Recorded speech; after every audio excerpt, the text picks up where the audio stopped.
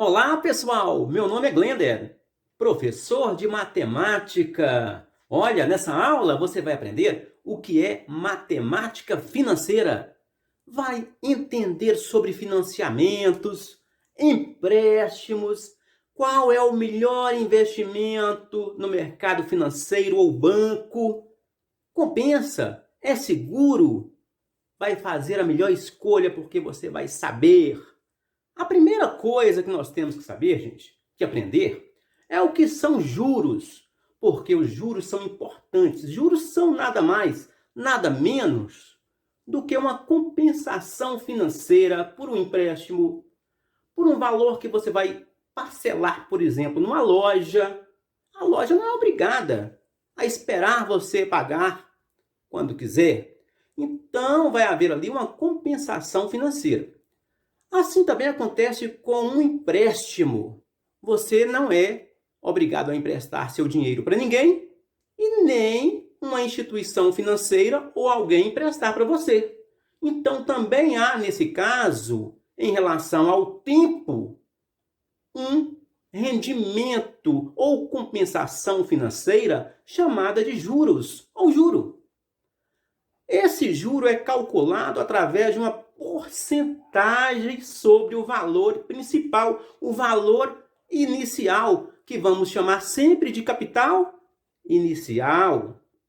Olha, gente, existe um capital final ou capital futuro chamado de montante. É justamente a soma desse capital presente ou inicial mais o rendimento ou juros. Então, nós vamos ter que aprender a calcular esses juros. Seguinte, vamos primeiramente olhar as equivalências entre porcentagem e fração. Depois, vamos ver os descontos e aumentos sucessivos.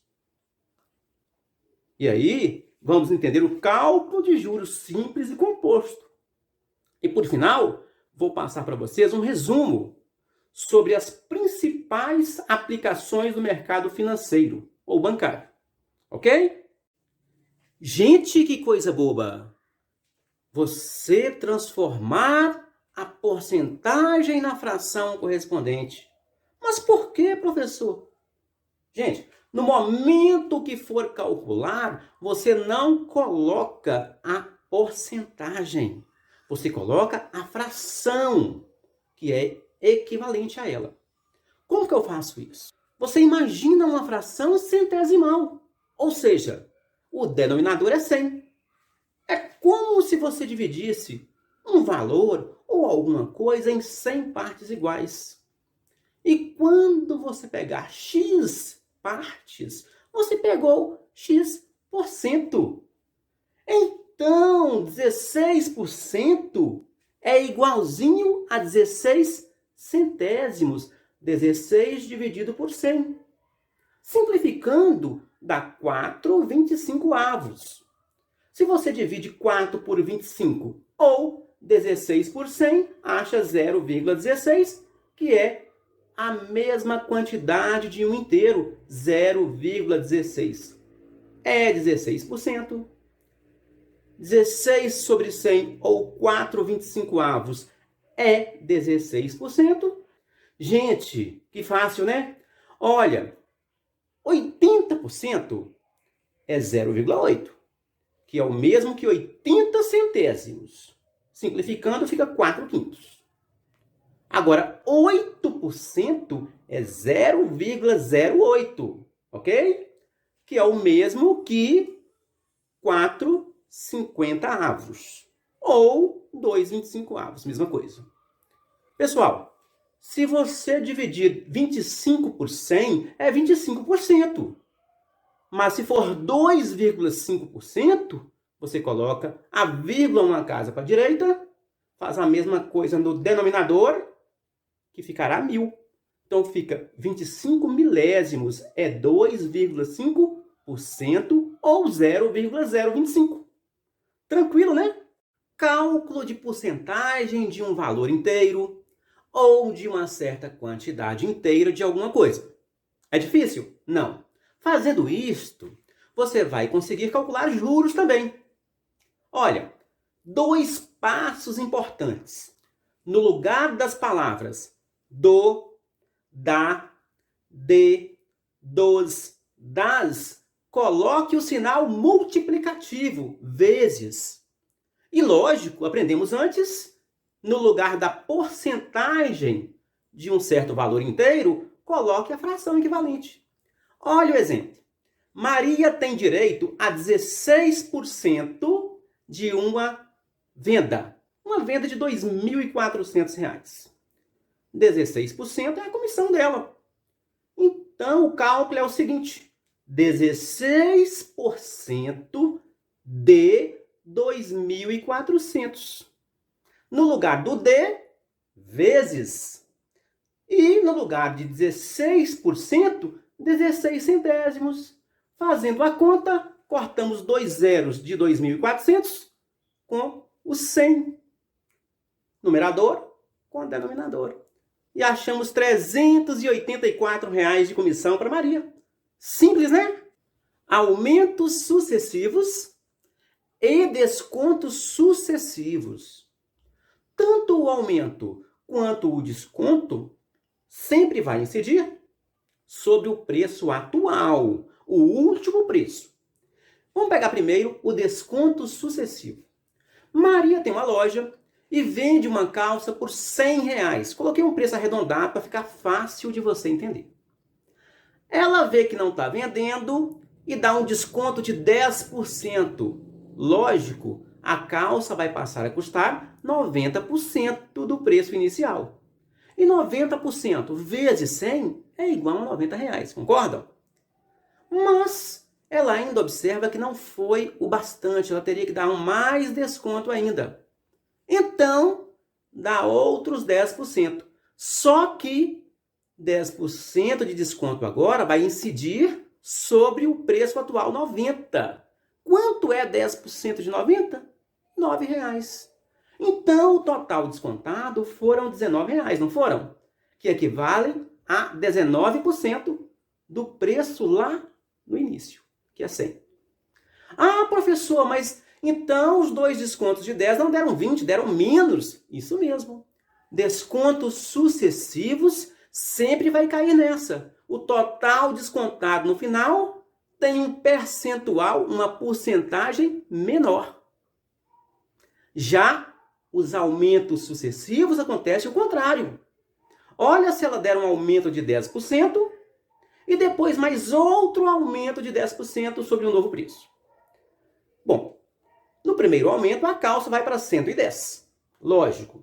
No segundo você vai observar que 10% sobre 110 são R$ 11. E 11 mais 110, 121. Opa, a calça aumentou R$ 21, que equivalem a 21% sobre o preço lá no início, que era 100. Então, houve um aumento maior que a soma dos dois percentuais. Isso mesmo. Para descontos sucessivos, no final, a soma dos descontos é menor. Para aumentos sucessivos, no final, é maior. Esse é um vídeo básico. Vamos entender somente o cálculo de juros. No próximo vídeo, sim. Aí nós vamos aprofundar, entender como é feito, como é calculado o parcelamento fixo de empréstimos ou financiamentos. Vamos às primeiras definições. O primeiro símbolo é o J e corresponde ao rendimento, juros periódicos, mensais, trimestrais, semestrais, anuais e até diários. O C, a letrinha C, corresponde ao capital presente, capital inicial. É em cima dele que vão ser calculados esses rendimentos, esses juros. A letrinha M, de montante, corresponde ao capital futuro, ao capital final, aquele que você vai resgatar ou pagar durante todo o processo de empréstimo ou financiamento. É a soma do capital presente inicial mais juros. Capital inicial mais juros é igual ao montante, ao capital final. Gente, nós temos aí o I de índice para não confundir com T de tempo. Ah, mas não seria taxa? Ah, beleza, mas vamos chamar de I de índice ou taxa então. T significa tempo de aplicação ou período. Observação importante. A unidade do período, T, tem que ser igual à unidade do tempo da taxa. Vamos ver logo no exemplo abaixo, ok? Juros simples. Muito simples porque é uma progressão aritmética onde a razão é o rendimento, que é igual a todo final de período. É igual a todo final de período. Olha o exemplo, que bobagem. Gente, um investidor vai aplicar R$ 1.000 a uma taxa de 2% ao mês, A.M. Durante um período de um bimestre, bimestre e mês. Os tempos têm que ser iguais, já falei antes, né? Então coloque no lugar de tempo ou período 2 meses. Observe que no primeiro mês você tem R$ 1.000 vezes 2%. No final de 30 dias dá R$ 20. Mas no final de 60 dias do segundo período também dá R$ 20. Sempre vai ser assim. É a razão dessa progressão aritmética. Bom, primeiro mês, final do primeiro mês, R$ 1.020 como montante. Final do segundo mês, 1.040, porque adiciona mais 20. Fácil, né? Já calculamos.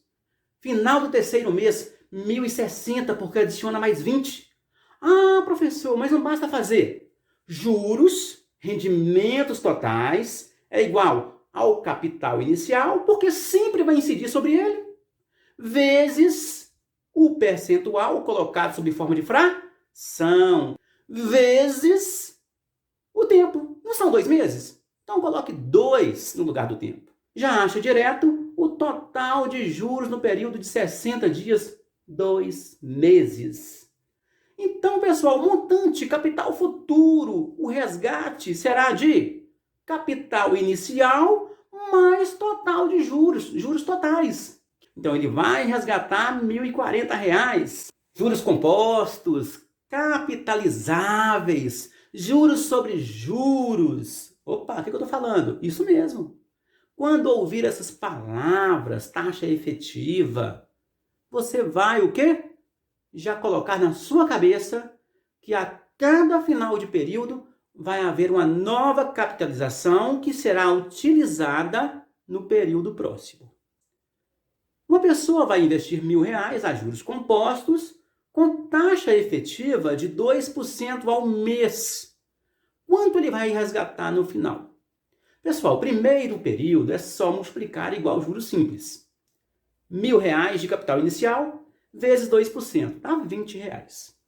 Bom, aí você vai capitalizar esse dinheiro aí, ó. Pegar 1.000 com 20, 1.020, que é o montante atual, que é o capital atual, para servir como cálculo para o final do segundo período. No final do segundo período, 60 dias, 1.020 capitalizado, multiplicado por 2%, que é igual a R$ 20,40.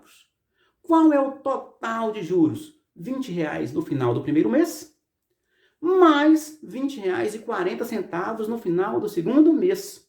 Gente, se você continuar, vai observar que isso aí é uma função exponencial, uma curva hiperbólica, hipérbole, como você estudou no segundo ano.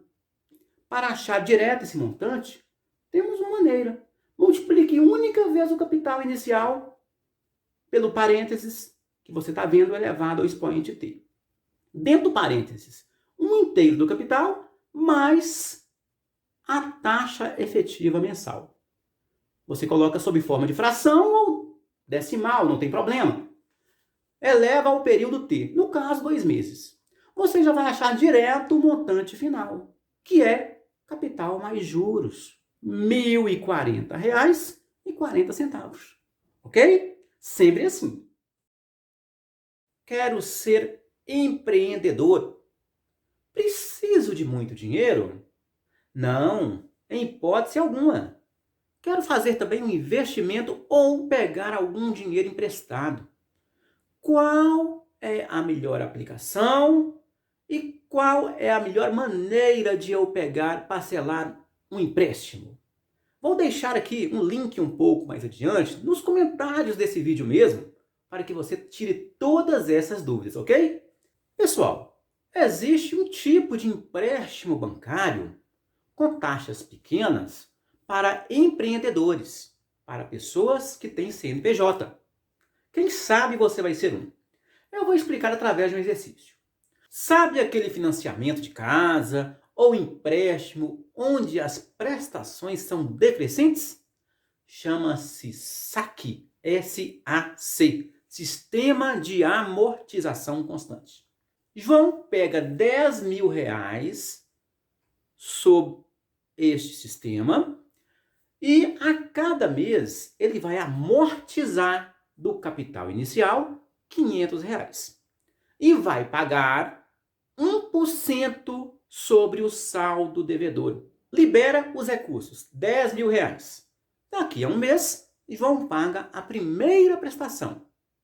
R$ 500 retirados dos 10.000 emprestados, mais 1% sobre ele. Bom, o que é 1% sobre 10? R$ 100. Então, a primeira prestação é 500 mais 100. Vai dar R$ 600. E a segunda prestação? R$ 500 mais 1% sobre 9.500 agora. O que é 1% sobre 9.500? R$ 95. Então, 500 mais 95 vai dar R$ 595.